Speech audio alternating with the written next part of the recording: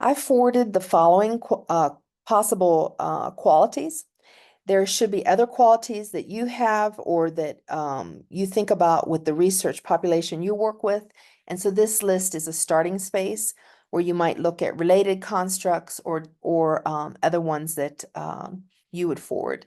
So I'm thinking about being reflexive, curious, caring, trustworthy, responsive, flexible, joyful, humble, intrepid, and becoming.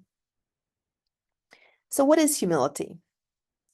Humility may be defined as freedom from pride or arrogance.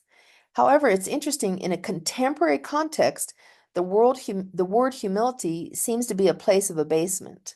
So it's not something I think about in a United States context as a characteristic that we necessarily talk about or are proud of in most dominant groups. And it could be a place of weakness that people avoid or do not actively consider as a positive trait. So you can see here Collier's chart shows that humility is actually in between pride and humiliation. So you can have on the left side excessive pride that we would see as showing off or self-aggrandizing or being a braggart. And to the far right, you can be so humble that you're seen as uh, obsequious or being abased or someone who's humiliating themselves. And so when we have the two come together, this is the goal where we have humility. And when we take a stance of cultural humility as a researcher, this is when we can truly start to learn. We can be receptive to things that we haven't understood and that we might not understand within the research process. It's okay to be able to sit within an experience and try and process that and not have to completely be able to understand it right away. And this area of humility is where we're looking at the inner part of this graph chart. It's interesting, humility historically at a global level was something that people sought after. And you see that in many religious, spiritual, non-religious types of traditions. So if you want to think of these types of nuances of humility in a traditional context, they bring an aspect of an increased understanding of others. So that fits research very well. When the clamoring nature of pride is stilled and a listening, receiving posture is taken. And so many times when we understand that we're one of the most educated groups and our job is to research and understand others, it can accidentally come with a culture of arrogance, a culture of being the person who knows the most. But instead, the act of research turns that around and says, I'm trying to understand this because I don't understand it. And so we come in the posture of a learner. So, thinking about some of the major religious, spiritual, and non-religious traditions and groups that included a focus on humility as a core value or virtue one should strive for.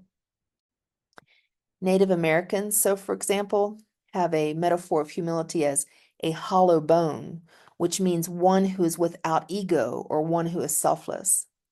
Hindus are taught to have humility, and so if you think about ancient Hindu artists, they were never supposed to even sign their name on their work. So if they were a temple artist, when they created a statue of a god, let's say, they were supposed to leave a deliberate imperfection to show that they couldn't really achieve the ability to represent God. And their work didn't have their name. The work was for a greater cause and understanding. In Buddhist tradition, humility is a sacred quality and a natural condition of achieving spiritual attainment. Humility is also a way to work against arrogance and haughtiness, while pride blocks people's ability to accept Buddha's teachings. It's interesting to me as a Mennonite, one of our major traditions is that we're supposed to be very humble.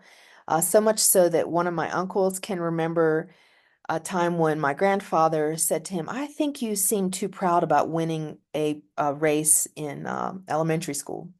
And so we often have a joke we make that we try to be so humble that we're proud of our humility. So that's what you want to avoid. That's an inner joke that we have. You want to have a true humility if that's possible, because of course within our human nature, pride is something that we can struggle with, having too much pride. So cultural humility then historically has been around, I would say, since people have been able to write things down. So I would say perhaps forever, this idea of the need to be humble.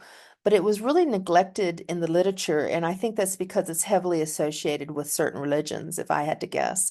But then you see it start to crop up in the research literature, really in the medical research literature, and then in the psychological literature. So it has a lot of exciting pieces of literature that researchers can pull on and move it into other areas also. This literature is focused on increasing cultural sensitivity in the practices of areas like counseling, nursing, and medicine. Cultural humility within this very specific context now is described as the ability to maintain an interpersonal stance that is other-oriented or open to the other. And so a lot of this is applied in a practitioner sense, how a doctor might relate to a patient, how a counselor might relate to a client in relation to aspects of cultural identity that are most important to the other. And so what I'm suggesting is we can take this idea of, as researchers and move it over to think about the researcher-research participant relationship, that we are trying to have the ability to maintain an interpersonal stance in research that is ever other oriented. And so this through this whole area, you can put the idea of research in as an important construct that we're talking about here today. So one can never be the expert in understanding differences. Thus, taking a posture of humility is important.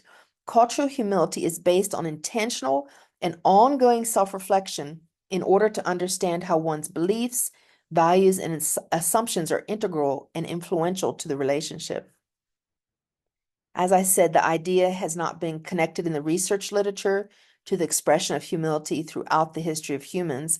And the citation I have here with multiple Colorado graduate students who have graduated from Colorado programs at the University of Northern Colorado is about cultural humility, human research ethics review, and informed consent, looking at how we can connect this into our research directly.